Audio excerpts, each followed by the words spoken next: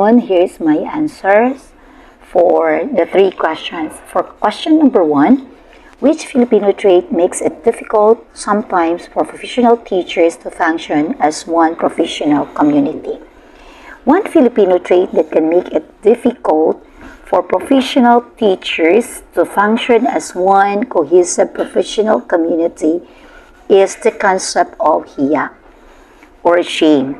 In the context of teaching, hiya can sometimes manifest as reluctance to openly share ideas, seek help, or engage in critical feedback because teachers may fear judgment or feeling inadequate. And this can create a barrier to open collaboration and a kind of professional growth that comes from sharing experiences and challenges with peers. For problem number 2 or question number 2, how will the teacher relate to learners to make an impact on their lives? So for teacher to make meaningful impact on learners' lives, building strong, trusting relationship is the key. So here are some ways a teacher can relate to their students and positively influence their development. One is show genuine care and empathy. So when the teachers show interest in their students' well-being and truly care about their success, so it builds trust. Listening to their concerns, understanding the professional challenges, and celebrating their achievements create a safe environment for learning. Another is be a role model. Teachers set the tone for how students perceive the world around them. By demonstrating respect, responsibility, patience, and perseverance, they become powerful examples of positive behaviors and attitudes. When students see their teachers practicing what they preach, so they are more likely to follow them. Then for problem number 3, what do they consider to be the biggest challenge in their life as a teacher? So for me, managing workload and time. Because teachers often have to juggle multiple responsibilities such as lesson planning, grading, meetings, extracurricular activities, and supporting students' emotional well-being. The sheer volume of work can be overwhelming, leaving like time for personal life and professional growth. Then another is addressing diverse students' needs.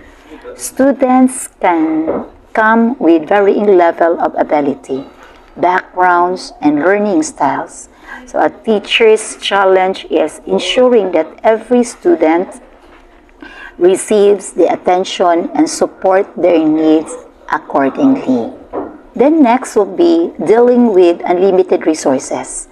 In many schools, or even here in Baiso, we know very well that teachers may face challenges such as inadequate classroom materials, outdated technology, or even lack of access to professional development opportunities.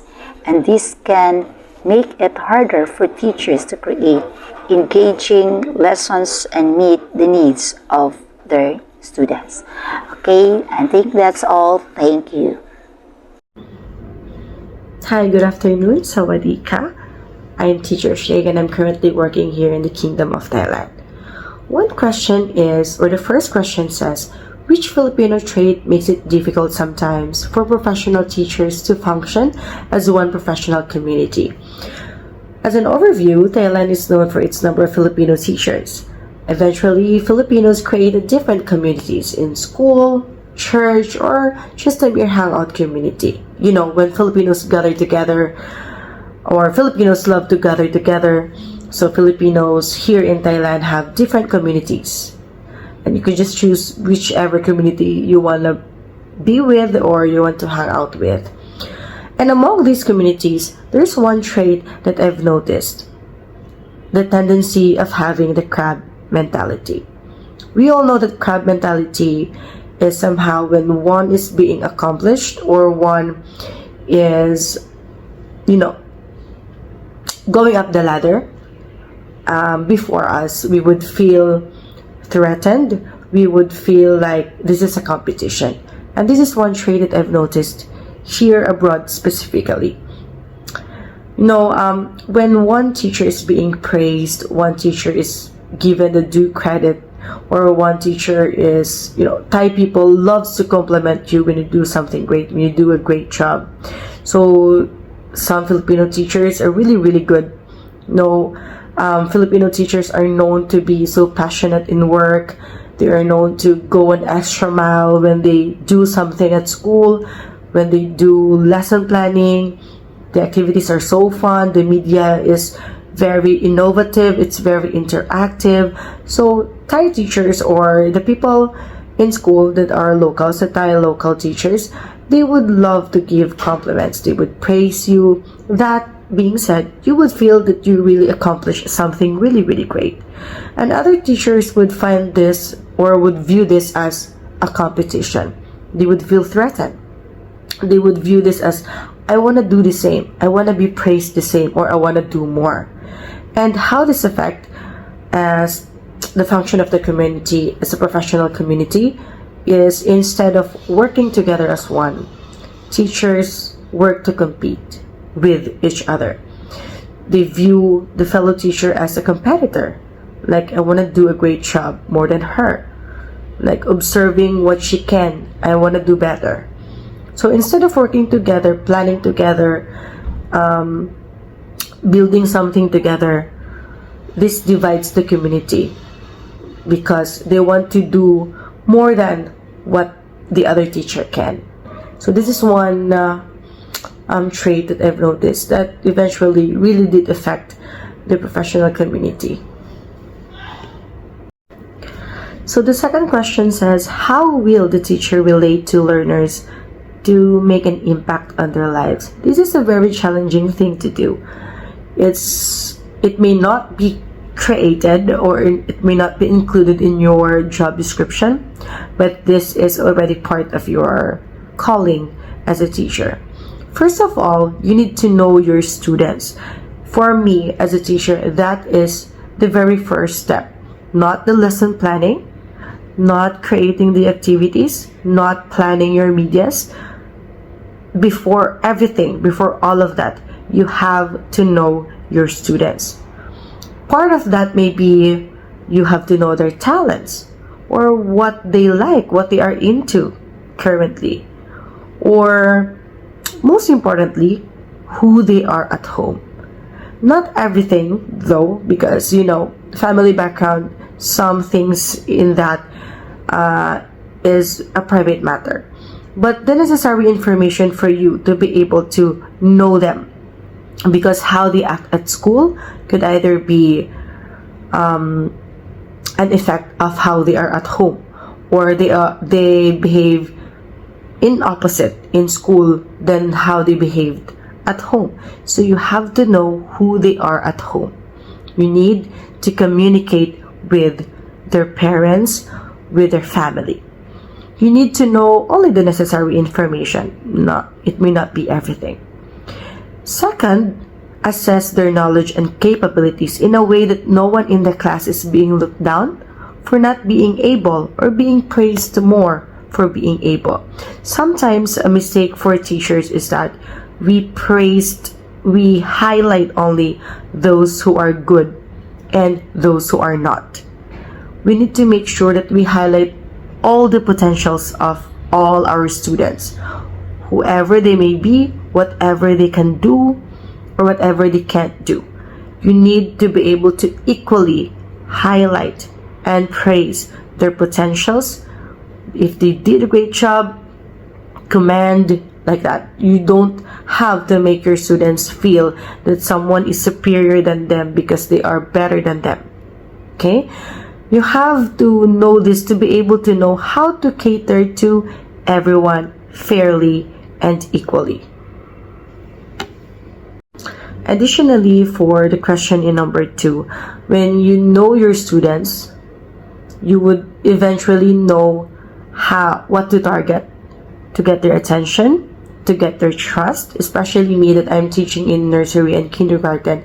Their first days are the most challenging. Their first weeks, their first month are the most challenging. They don't want their parents to leave them at school. They don't trust the teachers yet. They don't make friends yet. They don't trust their classmates yet. So at that point, you need to build a relationship and trust between you and your students, that they will trust you, because most of their time, most of their days, they are with you.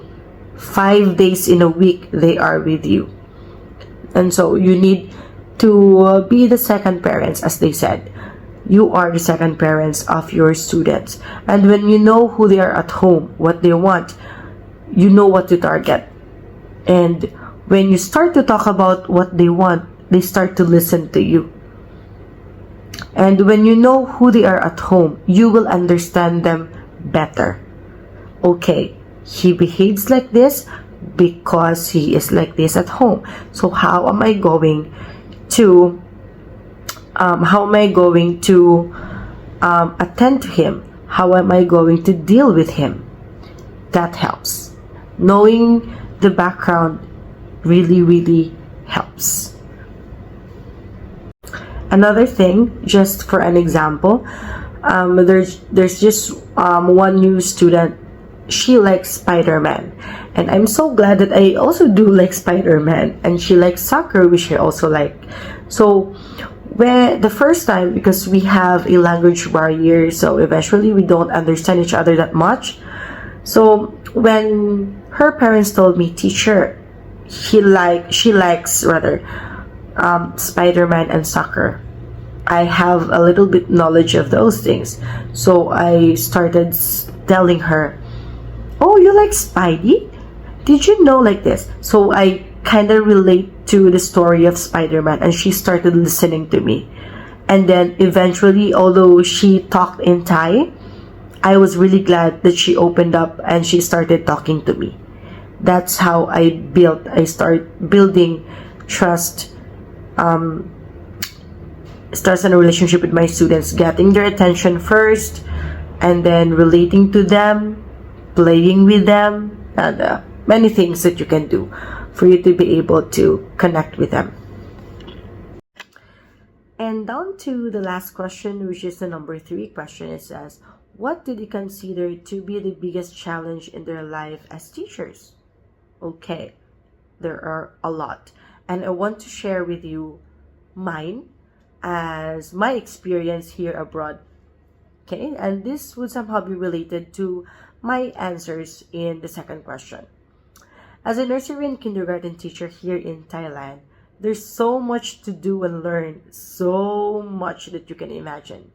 First, learn the background, the culture, beliefs, and if you can learn their language as well. Building connection with them is doubly difficult due to the multiple differences, and number one to that is the language. The language barrier is the number one thing that, gave me the challenge to be able to relate, connect with my students, build relationship with my students. Because once I start talking and then they listen and then they hear you don't speak the language that they're speaking, it means, oh, you're not one of us. You're not Thai. So the trust that they gave to the local Thai teachers is different from the trust that they gave you at that very moment. Once this has been known, the second challenge is how you design your lesson. So once you are able to connect with them already, the second challenge would be, how are you going to design your lessons, your activities, and methods to not only align with the school's vision and mission, which is also part of that, but to make sure no one gets treated unfairly. No one gets left behind. No one feels left out. No one feels on top of everyone and being superior. You need to learn how to cater the differences of your students.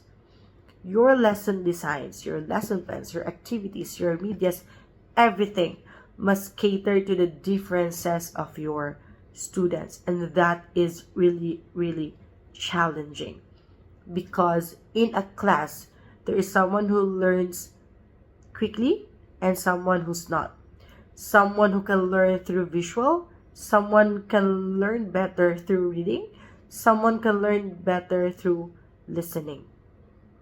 Very different. And someone learns better in a group, someone learns better when you talk to him or her one by one on one. So that's really, really difficult, that part. You need to learn how to cater to them so that when you teach them, they learn together. Although they're different in learning phase, or they're different on how they learn, at least they are the same in what they learn. Okay? So that's very important. It doesn't matter if they're different on how they're learning, when they are learning, as long as they learn together, they learn the same. That's the most important thing. They learn the same. Okay? They have to do the same thing. They have to accomplish the same thing, like that. For example, in my case, in my lesson, for the visual learners, I print IMs, and we have a future board here. That's what we call. So we post it on a future board.